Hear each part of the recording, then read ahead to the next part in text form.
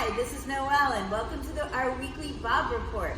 So this week in our children's and teen and adult classes, we're going to be working on basics and foundational and sparring techniques.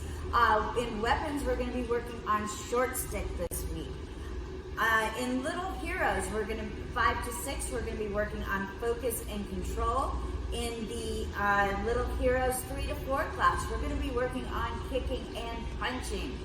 On Saturday, it's very important to know there are no classes for black belt testing.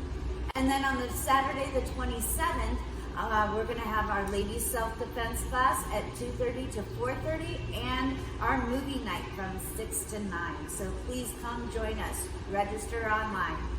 Thank you, stay dry and stay warm. Have a great week.